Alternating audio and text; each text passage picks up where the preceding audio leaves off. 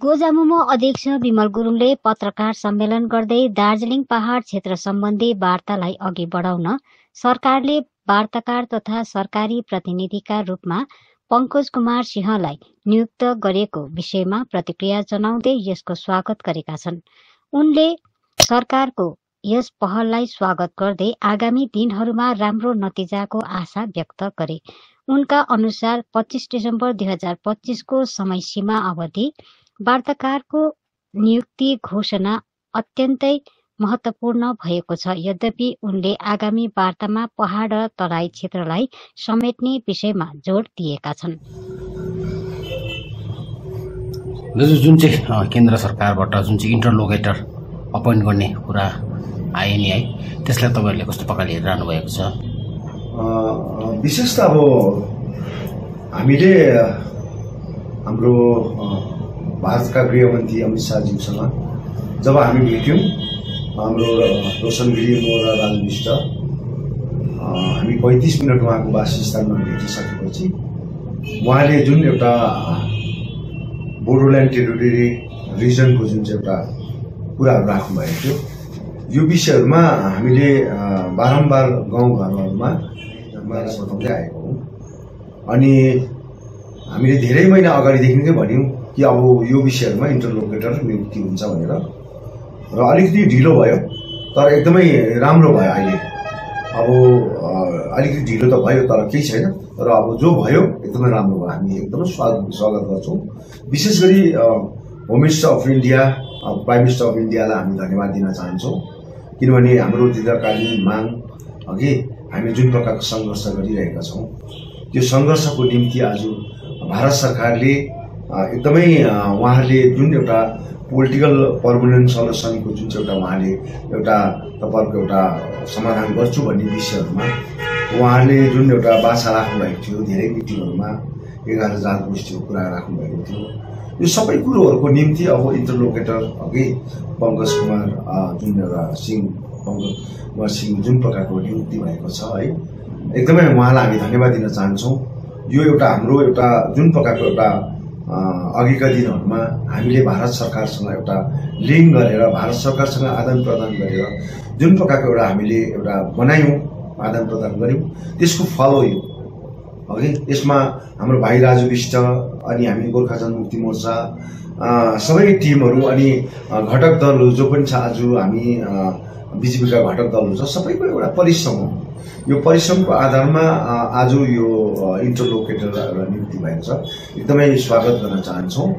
र अब यो एउटा यो भित्रको विषयहरू अब जुन एउटा धारा 244A को विषयहरू छन् है, अनि 11 जात गोष्ठीको विषय छन्, संवैधानिक व्यवस्थाको विषयहरू छन्। अनि यसमा मेन विषय चाहिँ के हो भने तराई र डुवर्सको एरिया, तराई र डुवर्सको एरियाहरूलाई अब यो इन्टरलोकेटरको माध्यमबाट अब हामीले जति सक्दो हामीले तराई डुवर्सलाई पनि हामीले बार-बार भनिरहेका छौं, अब तपाईहरु एकदमै यो चीजहरुको लागि अवेरनेस हुनुपर्छ, तपाईहरुले एकदमै ज्यादा भन्दा ज्यादा इन्ट्रेस्ट लिनुपर्छ भनेर भनेका छौं। र आज त्यो समय आयो, त्यो समय आयो। अब यो इन्टरलोकेटरको माध्यमबाट हाम्रो अब आउने दिनहरुमा यहाँको पहाडको समस्याको समाधान गर्नको लागि उहाँ एउटा नियुक्ति भएको छ। यसको लागि एकदमै उहाँलाई पनि हामी धन्यवाद दिन चाहन्छौं।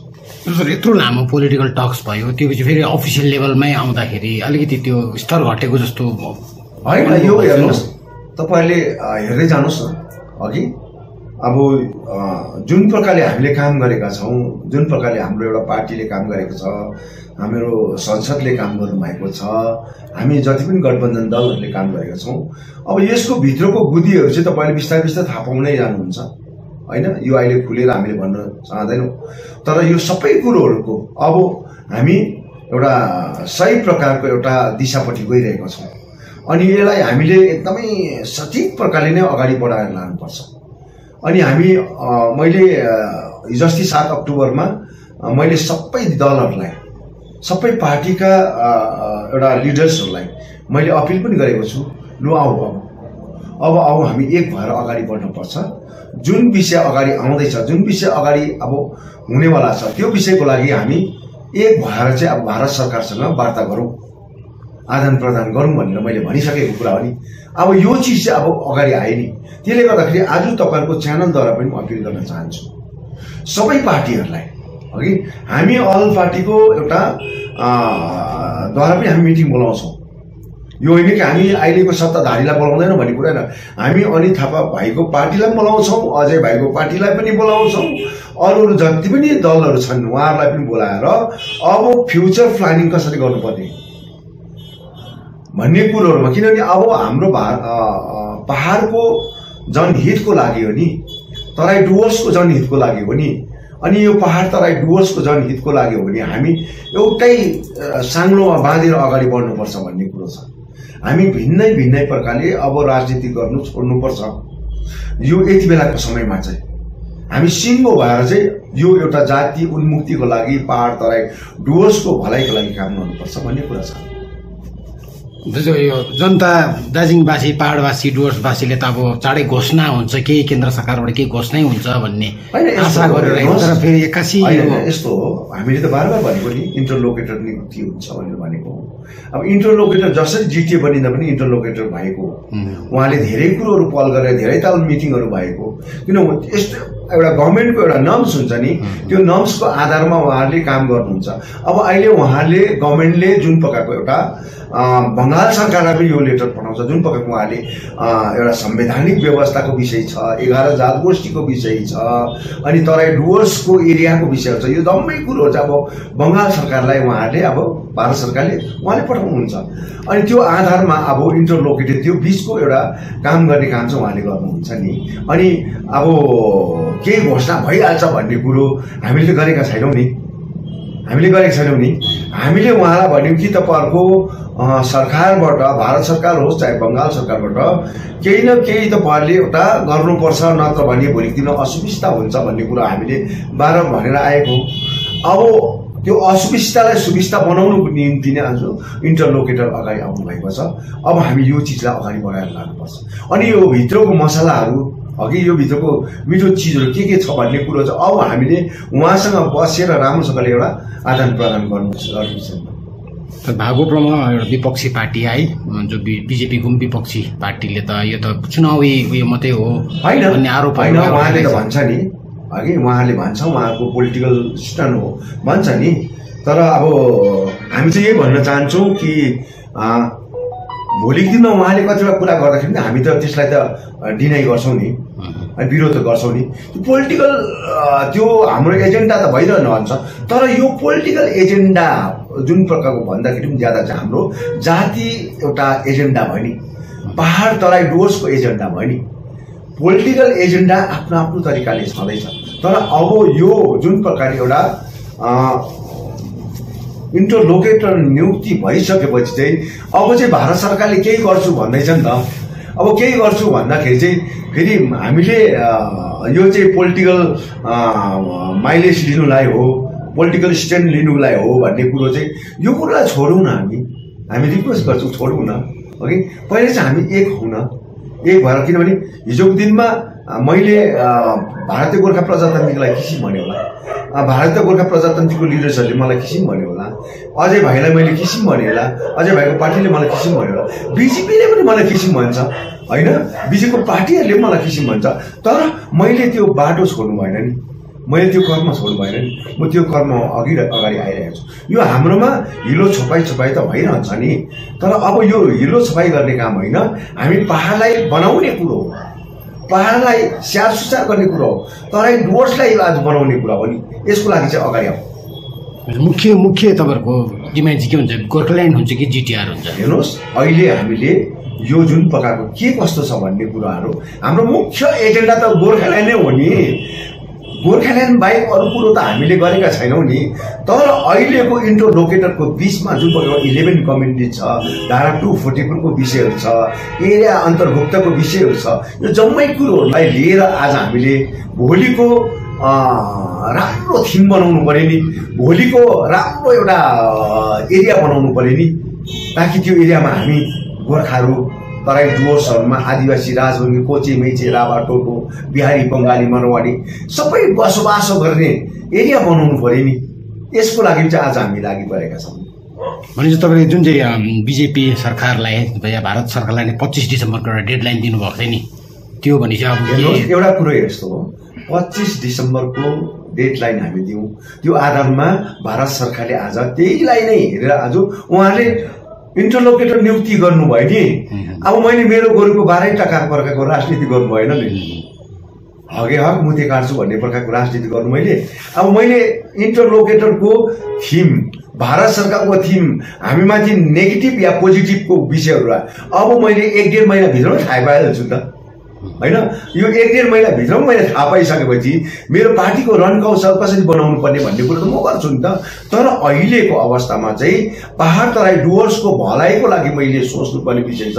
अनि पहाड तराई डुवर्सको भलाइको लागि हो चाहिँ मैले अब इन्टरलोकेटर अनि गोर्खा जनमुक्ति मोर्चा, हाम्रो घटक दल अनि हाम्रो बिजेपी माझमा हामीले एउटा संयुक्त रूपमा अब हाम्रो एउटा हिजोको दिनमा दिल्लीमा हाम्रो एउटै एजेन्डा लिएर हामीले सिग्नेचर गरेका छौँ नि।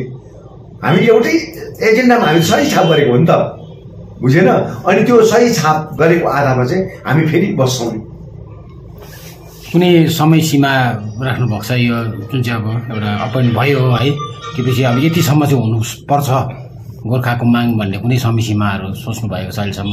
होइन, यो त हुन्छ, यो त अब धेरै कुरोहरू अब एरियाहरूको विषयहरूमा हाम्रो हुन्छ नि। पहिला पनि श्यामल सेनको जुन चाहिँ एउटा थियो, त्यसले गर्दाखेरि हेर्नुहोस् हामीले त्यति बेला श्यामल सेनको जुन एउटा सर्वे टिम थियो, त्यो टिमले दिएको 5वटा एरियालाई मौजालाई हामी त्यसलाई मानेको भए त अहिले हामीले मौजाको कुरा गर्नु सक्दैनौँ नि त, सक्थ्यौँ भन्नुहोस् त? एरिया माग्नु सक्दैनौँ नि त, हाम्रो हात काटिन्थ्यो नि त। तर हामीले मागेनौँ नि त, हामीले त्यो एरियालाई त हामीले त एकदमै रिजेक्ट गर्यौँ नि। तपाईँको रिपोर्ट तपाईँले निरीक्षण गर्नुभएको थियो, ग्राउन्ड रियालिटी तपाईँले बुझ्नु भएन, अनि लोकल पिपलको भावनासँग तपाईँले खेलवाड गर्नुभयो। यसले गर्दाखेरि यो एरिया, यो विषय चाहिँ हामी मान्दैनौँ। त्यसले गर्दाखेरि यो एरियाको लागि नै तपाईँहरूले आज काम गर्नुपर्छ भनेर हामीले यो 5वटा एरिया चाहिँ हामी 5वटा मौजा चाहिँ हामी मान्दैनौँ भनेर त्यसलाई डिनाइ गरेको। अगर त्यति बेला हामीले 5वटा मौजा माने भए आज हामीले क्लेम गर्नै सक्दैनौँ र आज हामी क्लेम गर्ने जग्गा राखेको थियौँ नि त। जसरी गोर्खाल्यान्ड क्षेत्रीय प्रशासन पर्मनेन्ट पोलिटिकल जुन चाहिँ छ, हामीले गोर्खाल्यान्डलाई मास्ने, गोर्खाल्यान्डलाई त्यागेर भनेर हामीले कसै पार्टी जस्तो गरेनौँ नि। गोर्खा जनमुक्ति मोर्चाले हाम्रो रोशन गिरीले सही गर्दाखेरि त हाम्रो लङ पेन्डिङ डिमान्ड यथावत राखेर हामी सही छाप गरेको हो नि त, बुझ्यो नि? हामी त्यस्तै प्रकारले एरियाहरूलाई आज भोलिको दिनमा यो दिन आउँछ भनेर नि हामीले तराई र डुवर्सको एरियालाई समावेश गर्नलाई चाहिँ हामीले यो 5वटा मौजा नमानेको है जिटिएमा, यो चिज हो नि त। तर यदि भारत सरकारले केही सेटलमेन्ट गर्छ भने तर फेरि पनि तराई डुवर्सलाई अलग राखेर पहाडलाई मात्रै त्यो त मान्दैन। तराई डुवर्सको निम्ति नै आज मैले सङ्घर्ष गर्दैछु, तराई डुवर्सको निम्ति नै आज मैले यति साह्रो स्ट्रगल गरेको, बुझ्यो नि?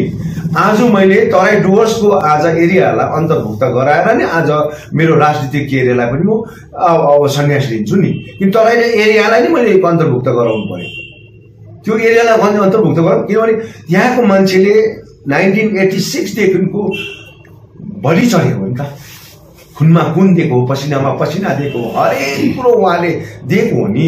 अनि हामीले यो सबै कुरो भुलेर मेरो पोलिटिकल फाइदालाई, मेरो पोलिटिकल एजेन्डालाई लिनु अनि मैले 2026 को राजनीतिलाई म चेयरमा बस्नु होइन, यो होइन, कदापि होइन।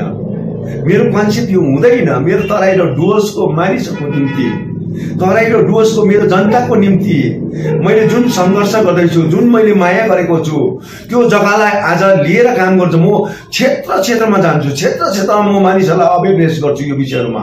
अब तपाईँहरू जाग्नुहोस्, अब तपाईँहरू उठ्नुहोस्, तपाईँहरू अब काम गर्नुपर्छ भन्ने कुरो म उहाँहरूलाई अवेरनेस गरिरहेको छु। आज पनि सोसियल मिडियाहरूमा मैले मेरो भाइले काम गरिरहेको छ, ग्राउन्ड जिरोमा काम गरिरहेछ तराई डुवर्समा, अघि त्यसले गर्दाखेरि अब झन् ज्यादा काम उहाँले गर्नुहुन्छ। Thank you.